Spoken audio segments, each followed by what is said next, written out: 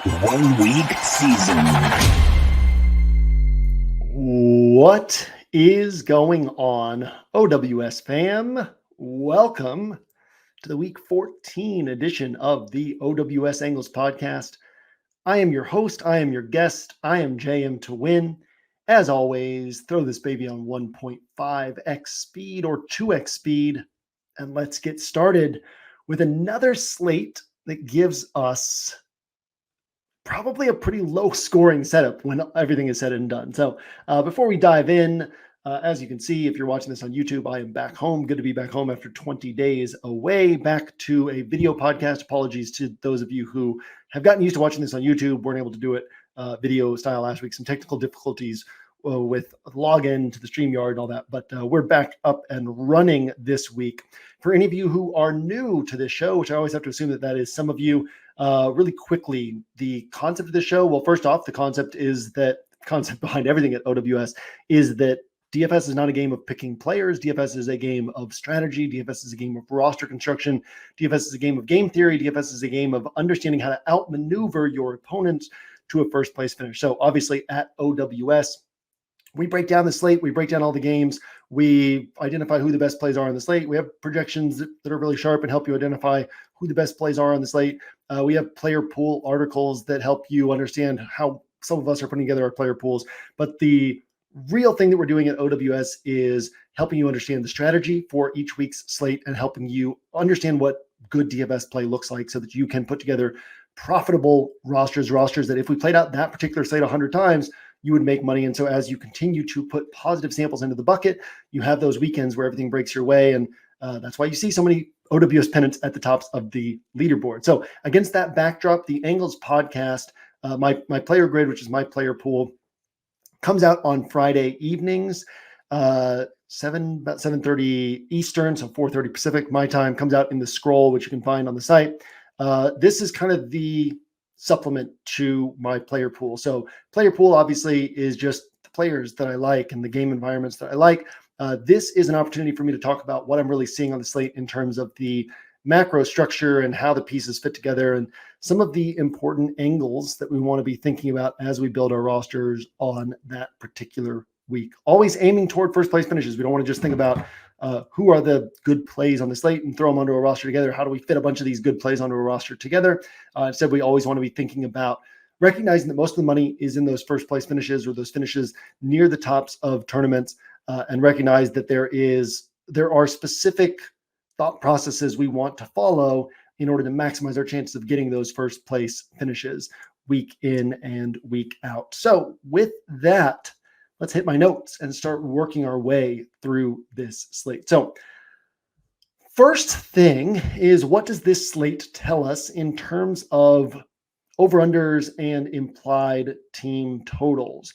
So what we see when we kind of look through, in fact, if we are, go ahead and, I didn't have this set up, but go ahead and share my screen here. So, okay, if you are watching this on YouTube, you can see we have the team totals, implied team totals on the homepage of OWS. So we've got the Ravens at 23.75. We've got the Lions at 23. We've got the Bengals at 23. I mean, these are all really low team totals from a conventional NFL game team perspective. Then we jump down here and we've got Bills at 23.75, so they go above that 23-point mark. Kansas City at 24.75. Chargers at 23.25. Still really low implied team totals. And then we have this 49ers offense at 28.75. So what this slate tells us is basically you got this 49ers offense that's expected to score 4 or more touchdowns, or better said, if we played out this slate 100 times, 50% of the time, the expectation would be that the 49ers would score 4 touchdowns or around 4 touchdowns. Obviously, then there is broad ranges on either side of that where, hey, maybe they end up below 28 points over 50% of the time. I don't see how that's the case. Honestly, their implied team total should be a little bit higher because given what happens when all of these players are healthy and Brock Purdy is quarterback, what do we have? I don't even know what it is, 13 out of 14 games maybe that the 49ers have scored 30 plus points when all their players are healthy and Brock Purdy is under center. But 28.75, and then obviously there's room to the upside, right? So just because they're going to go over this mark 50% of the time, according to the betting lines, doesn't mean that they're just going to go barely over this mark. There's obviously opportunity for them to go up to 35 to 42 points. But that also brings us back to this discussion of these other teams where we recognize that the implied team totals inform projection systems what to spit out. They inform optimizers what to consider putting together onto rosters and how to essentially judge what would be the optimal approach on the slate. But what they're not able to do is say how far outside of these implied team totals could these games end up going. So kind of looking at this, right, and saying, well, the 49ers are the only team that really has this high implied team total. I didn't look at the implied team totals until this morning. Now, you guys know, most of you who listen to my stuff, read my content on a regular basis, I don't lean into implied team totals as much as the typical DFS player does. Obviously, because of my content responsibilities and the form and nature of my content responsibilities, part of what I need to be able to do is know these teams really well inside and out from a coaching perspective and a personnel perspective, and what they like to do, what they do well, what makes them good, what makes them bad, what their weaknesses are. And so I'm generally able to look at these matchups and kind of have a feel for those without looking at the implied team totals, and that ends up being better for me because my thoughts don't get clouded. So then there are those spots where I look and say, oh, this over under looks low. I mean, we had that back-to-back weeks where Buffalo against Philadelphia, San Francisco against Philadelphia, both those, we were saying bet the over with your DFS rosters, build rosters for this game shooting out. Like, this game is not going to be this low total 50% of the time, and when it goes over, it can go way over, right? So it kind of allows, if you're looking through the lens of your knowledge and these matchups, you can kind of see that. Whereas if you're looking at the implied team totals first, that's the first data point that you have. And so it can be harder to break out of what you're seeing there. So what am I seeing from these other games? Didn't look at implied team totals until I was prepping for this podcast. And one of the things that we see is that there are several games that have opportunity to be a little bit higher scoring. We'll touch on some of these games here in a little bit, but we see that there are a few different places where games could be higher scoring, where they could break well above the over-under or the implied team totals. And so when we're talking about a slate like this, we're deep into the season. We got a lot of backup quarterbacks. We've had a season where defense is kind of dominated, where real-life NFL scoring is down, and therefore fantasy scoring is down. Explosive plays are down, right? And so the opportunities for these monster weekends aren't really there nearly as often, right? And then this is very similar to last week, where like it's times two of what we've seen kind of throughout the season. And last week it was like 200 points was kind of in range to win a tournament, whereas in the past you might have needed 250, 240, 250, 260, depending on the type of setup and the type of week. So this is another one of those weeks where, what's the difference between those weeks where 200 points wins a tournament and 250 wins a tournament? Well, a lot of times it is that on the weeks where 250 points wins a tournament, it's that a lot more players are scoring 25 to 30 to 35 points. Because if a lot more players, if there's 5 running backs who get there, and you can only roster as many as 3 running backs on a roster, and most people are going to roster 2 running backs, well, the chances of people getting 2 of the right running backs on a roster are dramatically higher than if only 2 running backs hit. Because if people are kind of mixing and matching all these pieces and 5 running backs hit, well, now you have that many more rosters that have mixed and matched the right pieces to get a pair of 30-point scores or whatever threshold we set here. Whereas if just 2 running backs hit for 30 points, well, you're going to have far smaller percentage of the field that gets both of those guys correct on the same roster. And then you say, what if there's 11 wide receivers who post 25 plus points compared to a week where 4 wide receivers post 25 plus points? So similar type of thing, right? Where now you got 5 running backs who hit and 11 wide receivers who hit, and all these, like, everybody across all the rosters in a contest, like, have opportunity to mix and match these pieces and get 6 spots right on their roster because so many guys end up hitting. On a week where far less hits, there's far less opportunity for everything to line up on a roster together. So what we want to think about on these types of weekends is who can post that type of score, who can post that separator type of score, and what game environments can end up being those separator types of game environments. And what are some of the mistakes that the field might be making? What are some of the ways that we might be able to outmaneuver the field by recognizing those mistakes and by leveraging those mistakes in terms of what we are doing with our own roster? So on this slate as a whole, we don't have that many chances of 30 pointers, 25 pointers emerging from individual players. We don't have that many opportunities for game environments to absolutely take off. Obviously, there are a few game environments that could take off. So there is that outside chance that 2 or 3 of them do take off. There's also that chance that none of them take off. What is likeliest to happen is that either none of them take off or only one of them takes off. So we want to be thinking about that, thinking like, okay, if one game environment takes off, how do I make sure I position myself to take advantage of that? If no game environments take off, how do I make sure I position myself to end up on the players that can post these separator types of scores? So when we recognize that, we also start recognizing, okay, what are some of the steps that we can take in order to maximize our chances of getting whatever 25 to 30 point scores are available? So first, let's go ahead and look at the 49ers offense. The first thing I want to bring up, Christian McCaffrey. We've talked about this throughout the season. You're an OWS subscriber. You've seen this plenty throughout the season, heard this plenty throughout the season. But just keep in mind that Christian McCaffrey, who I like this week, right? There's, not a lot of running backs who stand out this week. And so then you've got Christian McCaffrey, who's constantly putting up 20 points. He's going to stand out on a week like this. But also recognize that Christian McCaffrey with the Panthers at a similar price tag, right, would see 9 targets, 12 targets, 14 targets. And there was that season last time he was fully healthy, was it 2019 maybe, where it was like his bad games were 30 points. And he was constantly scoring 30 to 40 points. And you were paying a $9K price tag, but it was like, well, I'm getting 30 points, even when he misses, right? And he's only getting a 3X salary multiplier or whatever. You're still getting 30 points. And as we always say, 30 points is always valuable. Anytime you get 30 points, that's always valuable. Kind of a better threshold to set is about 27 points. So anytime you get that 27 points, it's always valuable. So let's look at Christian McCaffrey, right? He last time I tallied these up, so these could be slightly off, but last time I tallied these up was a few weeks ago. He was averaging just over 5 targets a game, 17 carries per game. That's not Christian McCaffrey with the Panthers type of usage. That's not old school Le'Veon Bell type of usage. That's not a guy who's receiving the ball 8 times, right? Getting 8 catches a game, and then also all the yards, all the touchdown opportunities. This is a guy who really just has to have extraordinary efficiency. So his 17 touchdowns is largely why he has been so consistent this year, because there's only so many yards and so many points you can rack up through the receptions and yards when you're just getting a typical standard workload. So Christian McCaffrey, if we set that 27-point threshold, how many times has he topped that this season? He has topped 27 points only 4 times all season. He has furthermore, it's a 28.9 pointer. Let me see if I can find this. 28.9 pointer, a 29.8 pointer, and then a 33.9 pointer a couple weeks ago against Seattle in the same matchup. And then obviously the 51.7 pointer against Arizona. So we always have to keep in mind that 51.7 pointer. Now that was a great game environment or a great setup for him against Arizona, but we always have to keep in mind that that's within his range of outcomes as well. So we don't want to discount that. But my point is, we end up with a lot of people who kind of flock to the certainty of these 22 to 24 points that you're consistently getting from Christian McCaffrey.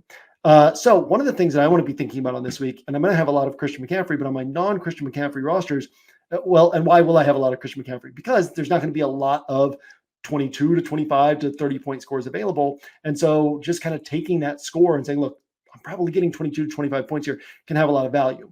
But I'll also probably be a little bit underweight the field on Christian McCaffrey.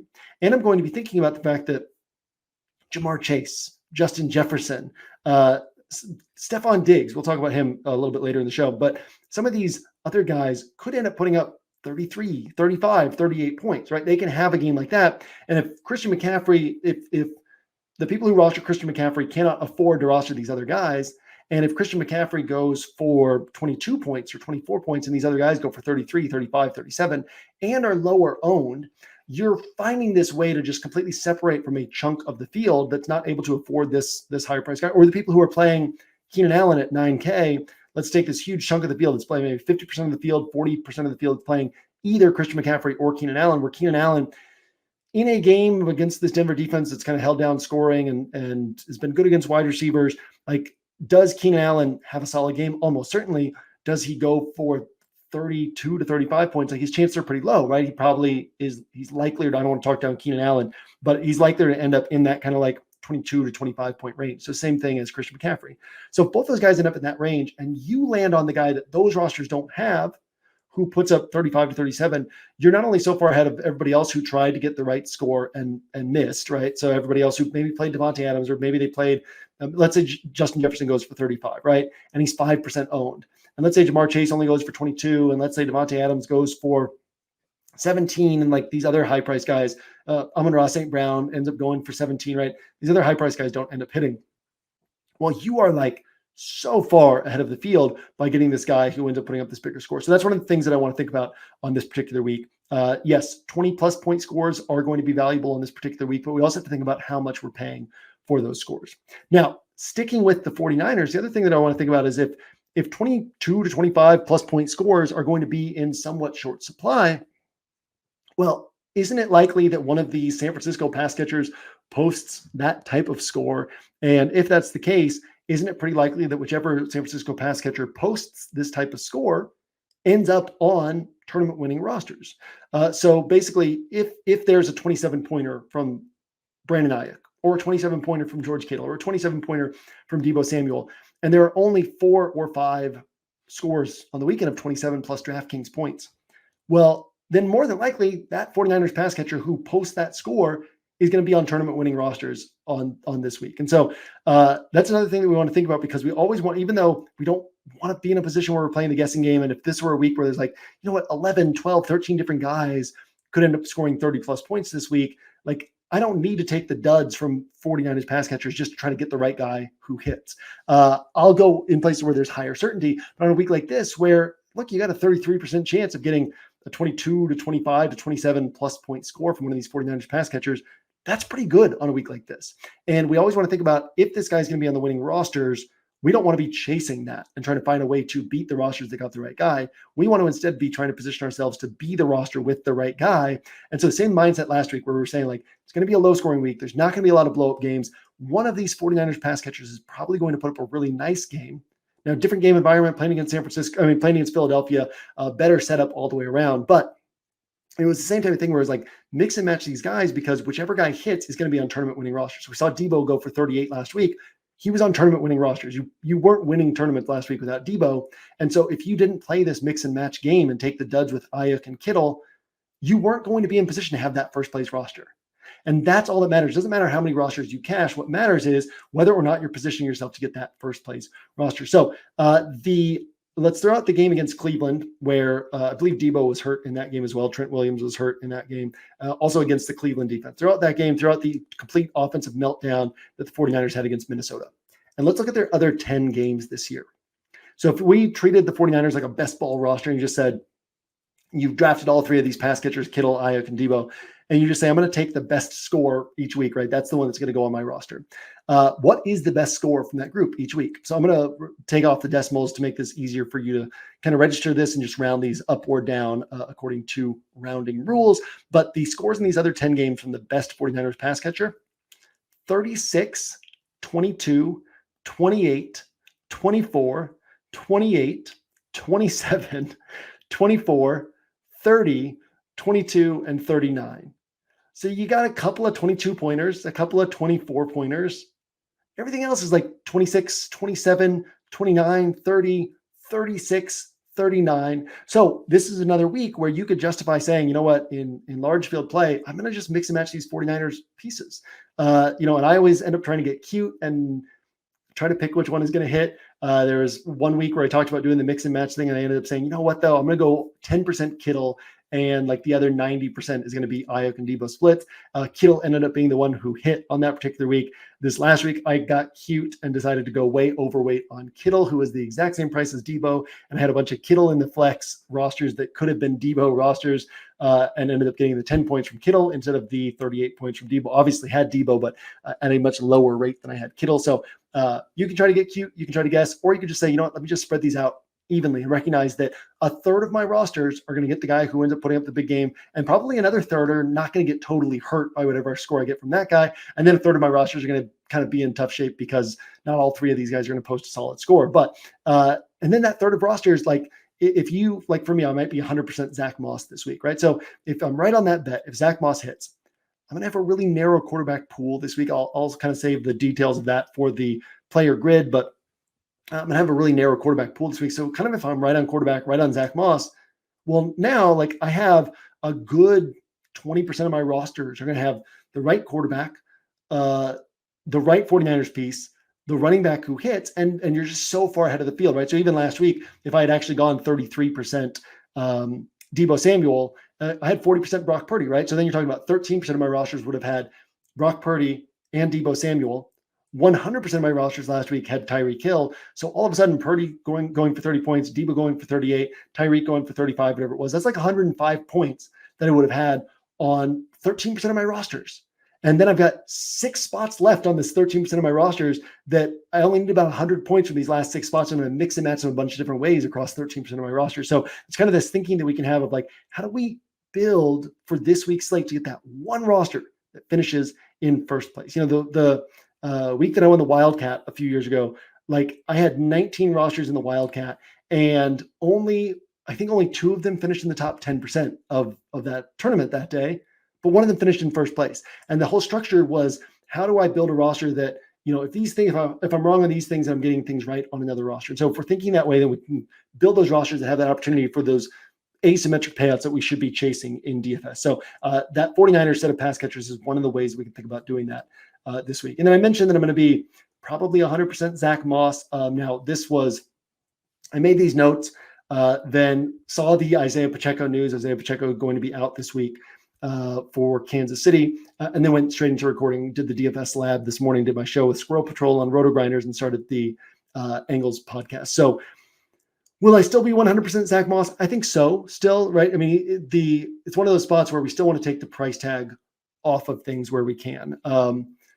Clyde Edwards-Helaire has a 22.8 pointer in his first career game with 25 carries. He had a 23.9 pointer later that rookie season where he had like 30 touches in the game. He's not going to see 25 carries or 30 touches in this current iteration of the Chiefs offense. His next best game of his career is 22.4 DraftKings points, which he's done 3 times, exactly 22.4. And then basically most of his career games are kind of 12 points, 13 points, 16 points, right? So what you're doing is you're paying for a guy who's probably getting you 12 to 16 DraftKings points. And at his price tag, that's perfectly solid. He frees up salary flexibility elsewhere on your roster. I will probably have plenty of Clyde Edwards-Helaire, but just kind of illustrating that it's not like he's some smash play that you can't win without. It's the most likely thing to happen with Clyde Edwards-Helaire is that he scores 13 to 16 points. And people who rostered him are happy. People who didn't roster him are still in perfectly fine shape to win a tournament. He's not a guy who ends up being like, oh man, if you didn't have him, you can't win a tournament. Even if he scores his 22.4 point ceiling that he's shown throughout his career, even if he scores that, like you're not drawing dead by not having him at 4,200 because the salary can work out different ways. One of the things I like about Zach Moss is the role is so secure. There's no question marks. There's no like, oh, but what if they don't end up giving Clyde Edwards-Helaire? I mean, Kansas City adapts their offense to their pieces that they have. And one of the pieces that they have right now is Isaiah Pacheco, and they've adapted their offense to have this, sledgehammer downhill run component to their offense because that's what Isaiah Pacheco is good at. That's not what Clyde Edwards-Helaire is good at. I think they're still trying to figure out what Clyde Edwards-Helaire is good at.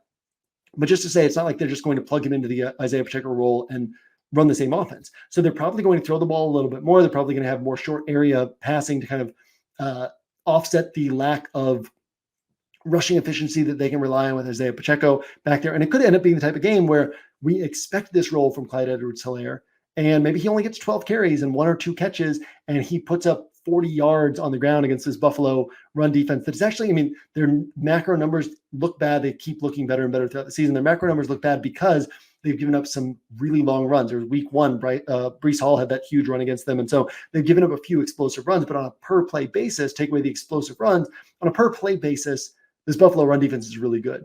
So we could easily see Clyde Edwards-Helaire have 4 points on the ground, 2 catches for 15 yards, right? So you're talking about 3.5 points through the air. And he's sitting here on 7, 8 points on a team that doesn't typically run the ball inside the 5-yard line. He's sitting here on 7 or 8 points, and everybody's rostering him at 4,200. So just kind of be aware of what the range is on Clyde Edwards-Helaire because most of his outings, he's not going to bury you for not having played him, and there is the potential for him to bury you for having played him. So it's kind of a little side trail on how I'm seeing the Clyde Edwards-Helaire situation. Like I said, I'll have plenty of Clyde Edwards-Helaire, but I don't want you to fall into the trap of thinking like, oh God, you've got to play this guy. He's so cheap. Because if we can take the price tags off, as Hilo always says, once you flip the cards over, once games kick off, pricing no longer matters. Once we flip the cards over, what matters is how many points you get from these guys. And so if you pay 4,200 from Clyde Edwards-Helaire and you get 15 points, 13 points, whatever, and that allows you to use salary on somebody else who hits, well, that's a different story, right? But as we've seen this year, hits can come from all over the pricing ranges. And so there's certainly viability to just building your running back pool without Clyde Edwards-Helaire, or building a roster without Clyde Edwards-Helaire, and recognizing that could end up very clearly being the path to a first place finish.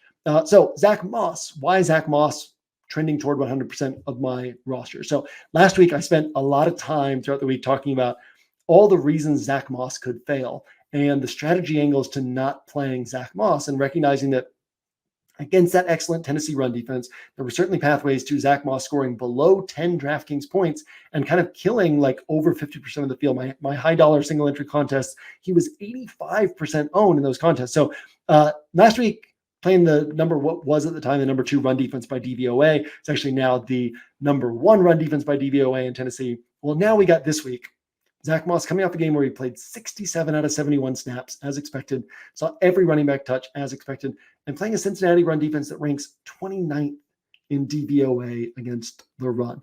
Zach Moss touch counts in these games where he had the lead role, and this, let's see, the 4th number in here is where Jonathan Taylor just come back but had like 6 touches in that game. So I'll kind of add that one in here as well. Zach Moss, in these games where he was the lead back without Jonathan Taylor, or where they were easing Jonathan Taylor back in, touch counts of 22, 32, 18, 25, and 21. So you're basically just about guaranteed 20 plus touches, which is kind of rare in today's NFL with running backs, especially a guy who's priced at only 5,900 in an excellent matchup. So really like Zach Moss this week. And that's another one of the interesting components that this week gives us. Now, again, this is my notes laid out this morning, laid out these notes, and then the Isaiah Pacheco news came out. So we kind of side trailed into one other unique component on this particular week. That Zach Moss kind of rolls us into, we're going to talk about 3 of these game environments, and kind of in the middle here, we'll talk about 2 of them, and then we'll talk about some potential mistakes that people might make this week, and then we'll talk about one more game environment.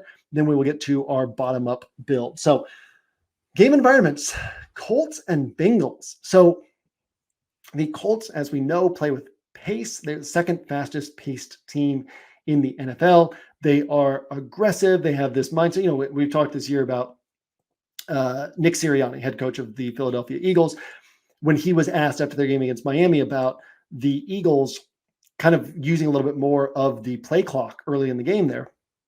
And he was asked if that was a strategy to keep the Miami offense off the field. And Sirianni got almost a little bit defensive, and he said, listen, we will never be an offense that is, we will always be an offense that is trying to score as many points as we can, as quickly as we can. We will never be an offense that is using our time with the ball to just try to keep the opponent off the field. Well, Shane Steichen very much has that same mindset with this Colts team that he has at a 7-5 record, right? With Gardner Minshew under center.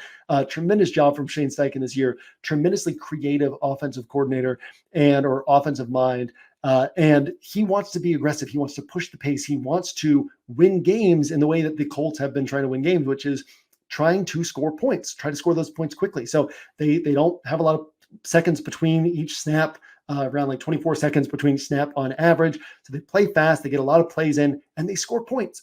And they allow their opponent to score a lot of points. They have a defense that gets a lot of sacks, that forces a lot of turnovers, that has, I think it's like 4 defense special teams touchdowns on the year. Well, how do you typically have a defense that does that? A defense that is more aggressive, that's trying to make plays, and a defense that's more aggressive and trying to make plays. I think I could be wrong on this, but I think the Colts are near the top of the league in fumbles forced as well. So again, this is this mindset of like, let's get in there, let's get the ball, right? And every once in a while, that leads to a player breaking off a longer run because the tackle doesn't get made because you're going for the ball, right? Or you're trying to get that interception and it ends up being a big play. So that's why you see kind of these big yardage games against the Colts, these big points games against the Colts, because the Colts are willing to play these high scoring games where they're trying to force their opponent to make a mistake as they're forcing their opponent to be aggressive. So that's kind of how they try to take control of the game, as opposed to saying, hey, let's be conservative, let's wait for the opponent to make mistakes. They say, let's play aggressively, let's force the opponent to play aggressively, and then let's be aggressive on defense, try to capitalize on these mistakes that they make. So what has that led to?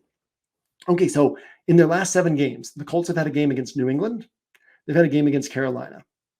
Let's throw those out, okay? Their other 5 games, their last 5 games, combined point totals of 58, 47, 65, 77, and 57.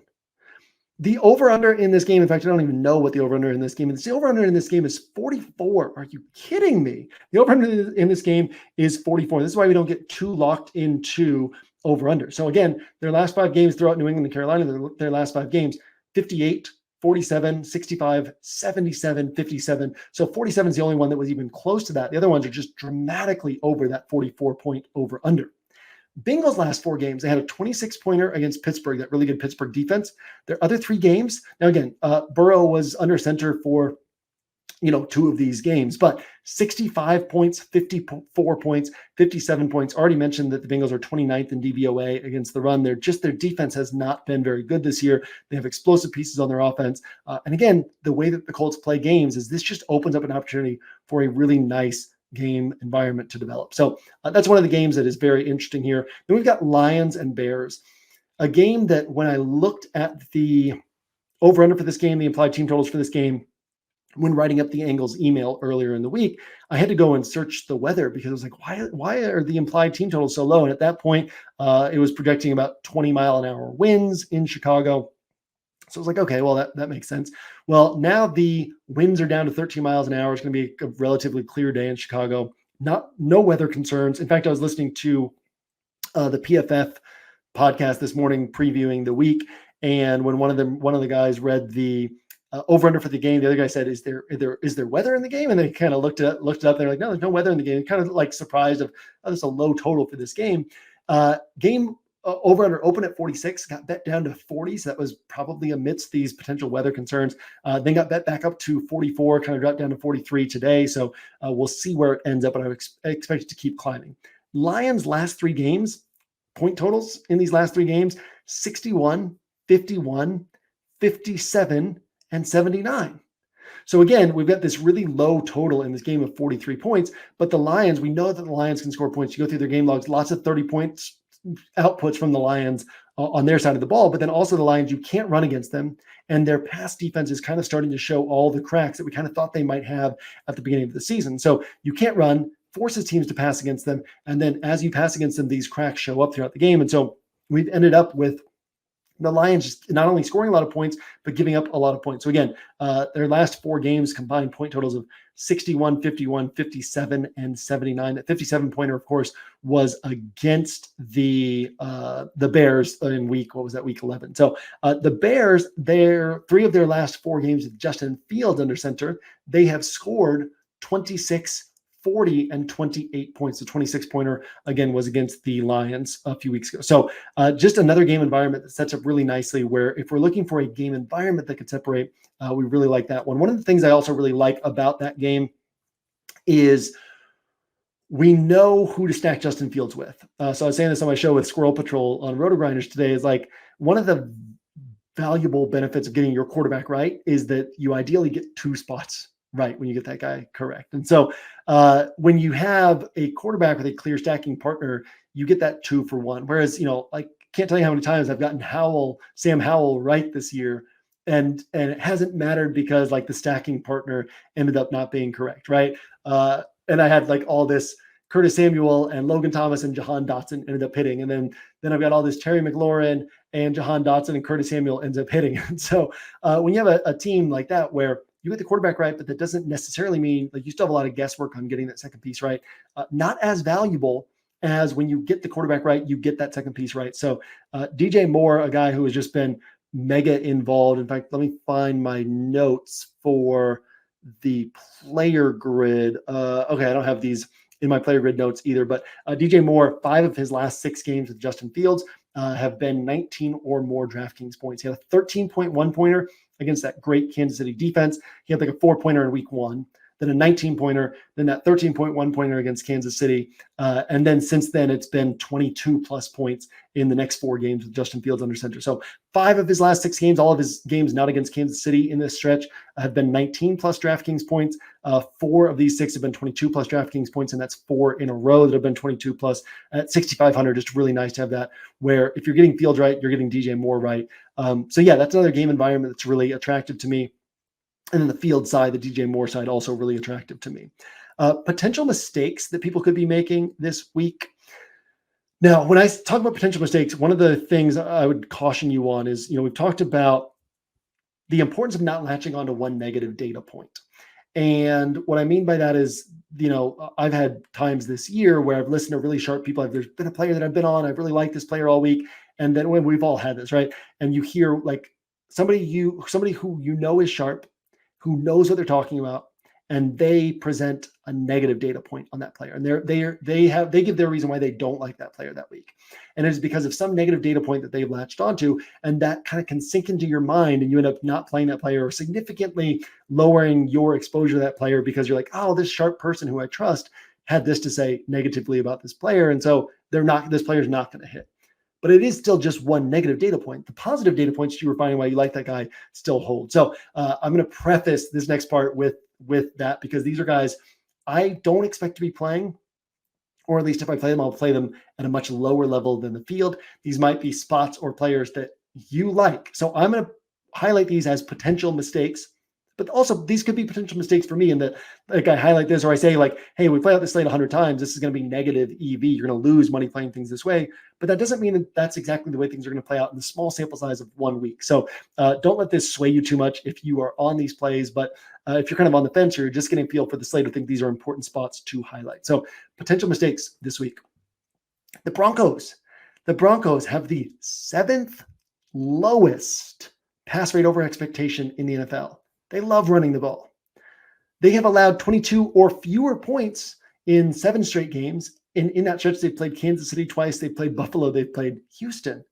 And yet, Russell Wilson is currently projecting as one of the highest owned quarterbacks on the slate. I believe currently the second highest owned quarterback on the slate. Keenan Allen projecting as one of the highest owned wide receivers on the slate. So there is this, one of the biggest edges we can have in NFL DFS is recognizing that matchup matters less than game environment. And game environment is dictated by how each team wants to try to win games. So I think that there is a trap people are falling into, probably projection systems are falling into as well, because they're not good at being as nuanced about this type of stuff of, hey, this matchup against the Chargers is really soft, therefore Russ is going to have a big game. But that's not how the Broncos call their offense. So the Broncos are going to call their offense that way. In fact, I'm going to have this in the player grid this week, but I would set a rule this week. I won't even be playing these guys, but I would set a rule this week of only playing Russell Wilson with Keenan Allen, and vice versa, only playing Keenan Allen with Russell Wilson. Because what we need is a game environment in which the Broncos are forced to be more aggressive. That's how, now Russell Wilson could just luck his way into a big game. But keep in mind his 30-pointer, right? You look through your game logs and you're like, oh, but he has this 30-pointer on the season. Yeah, well, that 30-pointer came in a 33-35 shootout against Washington. So you have to keep in mind, like, how is this score that you're betting on from Russell Wilson, how is it going to develop? It's going to develop from the Chargers putting up points and forcing the Broncos to respond. Now, how does Keenan Allen have his big games? Almost always they come in these 14 target, 16 target, 19 target types of games. Going against a Broncos defense that's been really good against wide receivers, you need this to set up in such a way that Keenan Allen is racking up the targets. The Broncos are getting more aggressive. They're ditching the run a little bit. They're hitting the big pass plays, and this becomes a back and forth affair. So the mistake that people are going to make is kind of just building this of like, hey, it's a soft matchup for Russell Wilson. The potential mistake is it's a soft matchup for Russell Wilson. He's going to have a big game. Let me roster this guy. Or, hey, Keenan Allen is the only guy they have. He sees all the targets, but it's like, yeah, but the game environment, the matchup, it doesn't set up well for him to have like a 35-point game, a tournament winning type of game. Another mistake that I think people will be making is not a lot of interest in Desmond Ridder, actually, but a lot of interest in Drake London, projecting as one of the highest owned wide receivers. And the thought process of like what would lead to Desmond Ridder being popular is the same as the thought process that is leading to Drake London seeing this ownership attention, which is, man, the Buccaneers are really good against the run and teams pass against them, and the Bucs are bad against the pass. Now, the Bucs are not bad against the pass. The Bucs are average against the pass. But the Bucs face a lot of pass attempts, and that leads to a lot of stats piling up for pass catchers against the Bucs. So what if the Bucs are not facing as many pass attempts? Then you just have a matchup against an average defense where you're seeing kind of low volume. So the Falcons, not only do they have the lowest pass rate over expectation in the NFL, but their pass rate over expectation is negative 10.2%. And the next closest team is only negative 5.6%. So they're almost double the next lowest pass rate over expectation in the NFL. And that next team is the Bears, who a lot of their rushes are Justin Fields going out there and running around, right? So the Falcons, like dramatically the most run-heavy team in the NFL. And what's even crazier here is that they didn't start the season this way. Now, we know that this is philosophically how Arthur Smith wants to win, but we saw it last year. Marcus Mariota, they're throwing the ball 16 times, 18 times, 21 times. Desmond Ridder takes over, and they're like, hey, let's unleash him a little bit. Let's see what he can do. And you look through those Desmond Ridder game logs, this is off the top of my head, but toward the end of the season, it was like 27 attempts, 31 attempts, right? Where you're really kind of pushing above what you typically see with Desmond Ridder. And then they entered this season. It was like, all right, let's see if Desmond Ridder can take this next step. And he was throwing the ball 32 times, 37 times, 35 times, 37 times. I think it was a 5-game stretch of 32 plus pass attempts. There was a couple of 37 pass attempt games in there, and it was not working. So then these last 3 Desmond Ridder starts, 25 pass attempts, 21 pass attempts, 27 pass attempts. Those are his last 3 full starts for the Falcons. Again, this 10.2% below expectation pass rate for the Falcons, that was not the case a month and a half ago. So this is like over the last month and a half, they have like way overcorrected to lean toward the run. On top of all of that, Tampa Bay currently ranks, I think it's 14th or 17th in DVOA against the run. Now, they still face the 4th highest opponent pass rate over expectation, but that has been dropping. And right now it's like 2.5% over expected as the pass rate that they face. But earlier in the year, it was like just a month ago, it was like 5% over expected was what they faced. So we've seen teams more and more attack them on the ground. Vita Vea has been very inconsistent this year. Levante David and Devin White have been hurt, so that's hurt their ability to plug those gaps and stop the run. They're going to be a little bit healthier in the linebacking group this week, but we're still in a spot where the Bucs are not the same run defense that they have the reputation of being, and teams haven't been treating them as the same run defense that they have the reputation of being. So this is a week where we should expect the Falcons to come in and try to run the ball. So they're not going to come in and proactively throw the ball. And this is why we've seen Drake London with these 7 target games. I think it's like 5 to 7 targets, what he's been hitting in his last 5 games.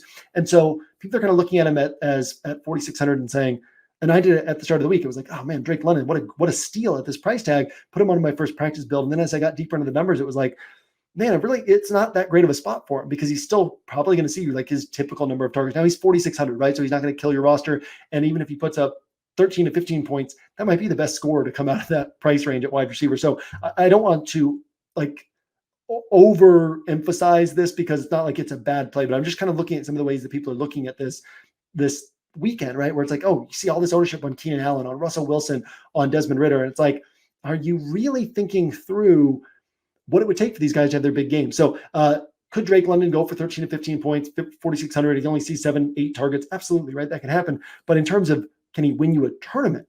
Well, in order for him to win you a tournament, he probably needs the Falcons to be forced into more aggressiveness through the air. And in order for that to happen, you probably need Mike Evans or squeaky wheel Chris Godwin hitting in this game. So same as I said with the Broncos, like I don't want to play Russell Wilson and not play Keenan Allen. I also don't want to play Keenan Allen and not play Russell Wilson. Like I would play those as a package deal.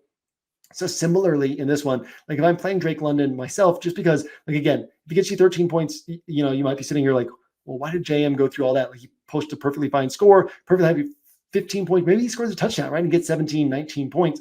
But in terms of like, can he bury me for not having played him?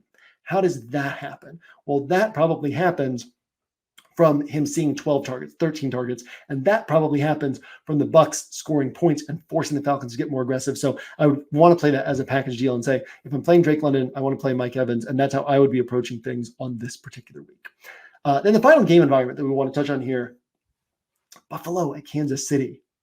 And I talked about this. I touched on this in the DFS lab. So for those of you who already watched it, this is kind of doubling up. Actually, this actually is recorded after the DFS lab, but will go on to YouTube and the podcast feed first. So maybe you're listening to this first and then you'll listen to the DFS lab. But touch on this and that. But what makes Kansas, we always want to know what makes a team good on defense, what makes them good at what they're good at. And what Kansas City is good at is, I described it in the DFS Lab show as Steve Spagnuolo is almost like an offensive coordinator in the way that he runs his defense, in that his game plan evolves throughout the game. And there are strategic components in terms of, hey, we're calling this because it sets up this that we're going to do later in the game. And every game he's going to throw 2 or 3 things at the offense in the second half that they didn't see in the first half, and it's going to play off of what they were shown in the first half. There's only a few defensive coordinators who are really able to do this. Lou Anarumo is another one, even though the Bengals have had this really rough year on defense. But Steve Spagnuolo, it's not, I mean, Kansas City has good personnel.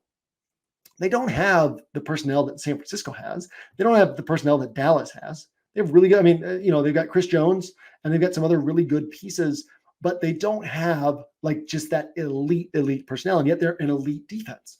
And why are they this elite defense? It's because of how much they throw at an opponent that they're just not able to handle and adjust to. And what a great feel Steve Spagnuolo has for what he needs to take away and what's going to throw the opposing quarterback off.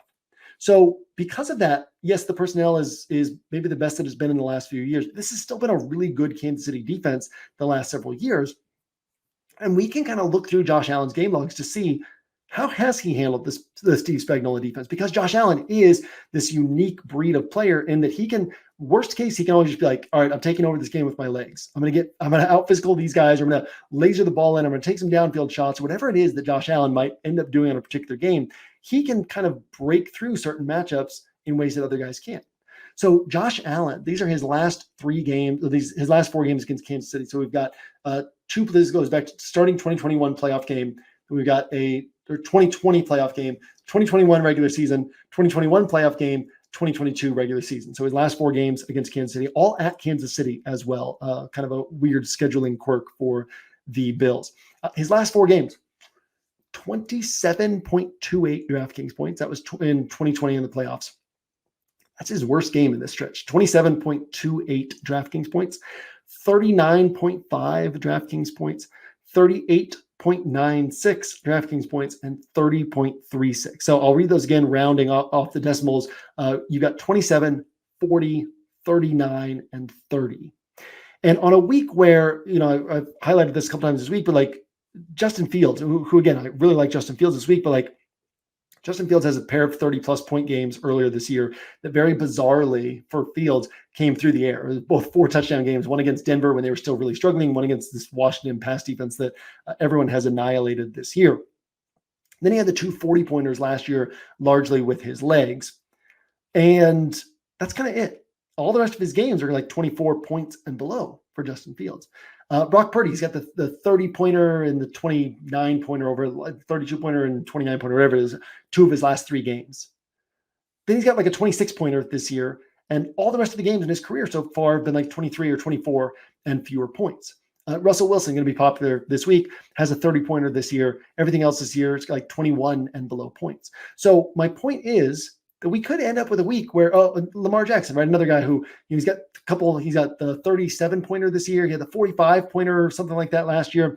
And then a couple of 30-pointers. Everything else is kind of like mid-teens to low 20s. So we could have this week where Justin Fields has a really nice game, puts up 23, 24 points. We could have this week where Russ puts up his 20 and Purdy puts up his 17 to 23 and Lamar Jackson puts up his 19 to 20. And all these guys are in like this 20-point range, and Josh Allen puts up 39.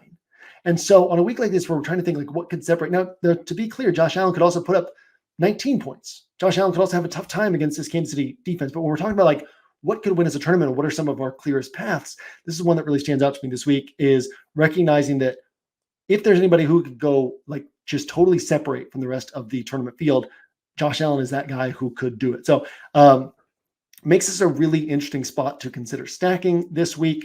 Again, they're going to know that like you got to be aggressive. They need this game. They're 6-6, and it's wild because the record doesn't tell the whole story. I mean, they're one of the best 6-6 teams we've ever seen, and they could miss the playoffs. Right? They're in desperate shape at this point. So they're coming off the bye. Going to try to blitz the scoreboard in this one, score as many points as they can. So I think that Josh Allen is a very interesting way to go this week. Now, interestingly, Kansas City really good at taking away stuff on the perimeter.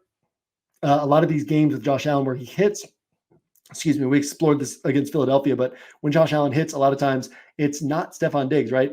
Now, after the Allen hitting against Philadelphia, Diggs not hitting against Philadelphia, going back to 2021, so almost 3 full seasons, Josh Allen has hit 18 times for what we would call a tournament winner. Stephon Diggs has only hit in a third of those games. Okay, so I think that there's a mistake that people make where they just kind of auto-play Diggs with Josh Allen. 2/3 of the time it's more optimal to not play Stephon Diggs. Now, Diggs obviously can hit, but it's interesting because a lot of the times when Josh Allen has hit over these last few years, it's been Cole Beasley or Isaiah McKenzie or even Emmanuel Sanders or the tight ends who end up hitting with him. And so we don't have that clear over the middle threat, especially now with Dawson Knox coming back. And so we don't even have that clear, like, okay, well, you play Dalton Kincaid because he's kind of the guy over the middle, or Khalil Shakir. And now it's like, okay, they're going to be mixing and matching these over the middle pieces. And Gabe Davis did have the 200-yard, 4-touchdown game against Kansas City in the playoffs a couple of years ago. Stephon Diggs did go 10 catches for 148 yards and a touchdown last year against, so it's 33.8 DraftKings points last year against Kansas City. His other 3 games in this stretch of these Josh Allen scores that we read off, Diggs' other 3 games in this stretch have been absolute, like, catastrophic duds against Kansas City. So his range is all the way from, like, man, he puts up 34 points and Christian McCaffrey puts up 22, and they cost kind of the same, and everybody has McCaffrey, nobody has Diggs. Like, you're 12 points ahead of the field, right? Like, that's in the range for Diggs. Also, Diggs putting up like 6 points is in the range for him in this one. So kind of hard to figure out who to pair Josh Allen with, which is the drawback here. Like we said with Justin Fields, if he hits, DJ Moore is hitting, and potentially Cole Kmet as well, but they just have such a narrow distribution of targets. But on the flip side, Josh Allen can hit to such a level that you had to have him. It can be a week where, again, we want to think about what the week actually provides. It could be a week where all the other quarterbacks score 24 or fewer points and Josh Allen scores 39. And so now it becomes worth it to kind of say, look, I don't know who to pair him with, but I can kind of mix and match and guess who that might be. So Josh Allen, this game against Kansas City, and then with the running back situation kind of opens up. I think that we see Kansas City throw the ball short areas of the field a little bit more because they lose this dynamic, like, downhill rushing threat that they have with Isaiah Pacheco, kind of adjust their offense a little bit to fit their personnel. So Tyreek Hill becomes a little bit more interesting to me in this spot. And Rashee Rice, Jerick McKinnon, and also Clyde Edwards-Helaire, kind of these short area throws that they might need to leverage to move the field. Also increases the chance of it becoming a little bit more back and forth, and kind of speeds up the game a little bit because you have more clock stoppages when you're throwing the ball more, creates more opportunities for Josh Allen to hit on his side of the ball. So with that, let's get to the bottom-up build roster. For those of you who are new, concept here is build with a 44K salary cap. Used to just be for us to kind of get a sense of some of the value on the slate, but then we also launched the bottom-up build contest. The rules are simple. Play with a 44K salary cap. And what we started seeing there is lots of weeks where the winner of the bottom-up build contest, spending 44K in salary, was getting 180 points, 190 points, even 200 plus points. We see that from time to time using 44K in salary. And what they're doing is finding very unique, creative ways to fit in as much upside as they can along with this 44K salary cap restriction. So it's become a very fun exercise and gives me a chance to talk about a few players and a few angles at the end of this podcast. So bottom-up build, we finished talking with Josh Allen. We finished talking with the Kansas City and Buffalo game, finished talking about Josh Allen. So that's where I'm going to go on this bottom-up build. We're going to have Josh Allen, Gabe Davis, because we can't fit Stephon Diggs on with a 44K salary cap, and with Josh Allen. We're going to go Josh Allen, Gabe Davis, and Clyde Edwards-Helaire. Clyde Edwards-Helaire obviously opening up some nice salary for us in this spot. I expect to have 100% Zach Moss. That's currently my expectation. This is Friday, so that could change, but definitely going to have a lot of Zach Moss. So Zach Moss goes on this roster. And then the next move for me was putting Javonte Williams on here because I need to kind of work with the salary and find a way to maximize what I can do here. Is Javonte Williams also creates some nice leverage off of Russell Wilson. Not that Javonte Williams won't be popular, but if he's hitting, then he's kind of taking away some points from Russell Wilson. So Javonte Williams, a guy who's typically seeing like 20, 25 touches, almost like the Zach Moss touch range, in a good spot this week against the Chargers. Couple more pieces. Well, actually, let's go to tight end. I put in Isaiah Likely at tight end. Just a really sharp play on this particular week. I have some notes. Here we go. In the games that Mark Andrews has missed or in which Mark Andrews got hurt, there have been 5 of these games in which Isaiah Likely was the lead tight end for all or part of the game. His DraftKings scores in those games, he had 1.4 points in the opening game of this season, 8 points last week. And then his other 3 games 19.7, 9.4, 21.3. So that kind of shows you the range, right? Don't just look at this year and be like, man, he's got 1.4 and 8 points. Does he really have the ceiling, right? Again, he had the 9.4 pointer last year, but then 2 other games of 19 plus points. So 40% of his games in this role, he's had 19 plus DraftKings points. So just a really nice way to save some salary here at 3,500. And then going to get some double leverage here with our cheap wide receivers. Elijah Moore going to be popular this week. Looks like Garrett Wilson going to be popular this week. I'm putting Cedric Tillman and Xavier Gibson on this roster. So I expect both these guys to see 6+ targets. Both these guys have a lot of speed, capable of scoring from anywhere on the field, and going to be much lower owned than their counterparts. If they're hitting, there's not a lot of offensive production to go around on these offenses. So if they're hitting, they're directly taking points away from their more popular counterparts. So always want to look for these opportunities to get some leverage to where we're not just helping our own roster with the points we're scoring, but we're also hurting other people's rosters with the points that we're scoring. So with the expected popularity of Elijah Moore and Garrett Wilson this week, these are two interesting leverage angles to consider on this week's slate. Low-owned guys who can get you good points and hurt other people's rosters while doing it. Able to wrap up this roster with the Texans defense, which if you were thinking strategically, where are people going to spend their salary when they have a 44K salary cap? Probably not on the most expensive defense on the slate.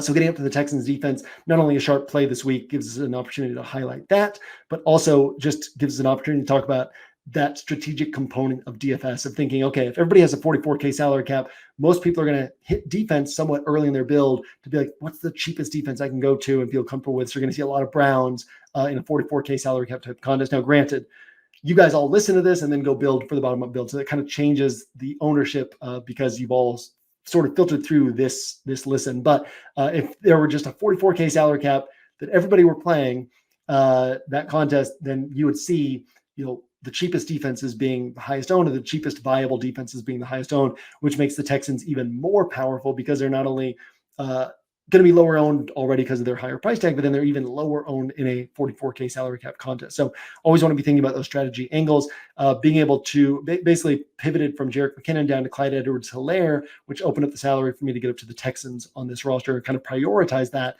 to have that strategy edge. So that gives us a roster of Josh Allen, Zach Moss, Javonte Williams, Gabe Davis, Cedric Tillman, Xavier Gibson, Isaiah Likely, Clyde Edwards-Helaire, and the Texans defense, spending exactly 44K and leaving us with 6K left over to work with.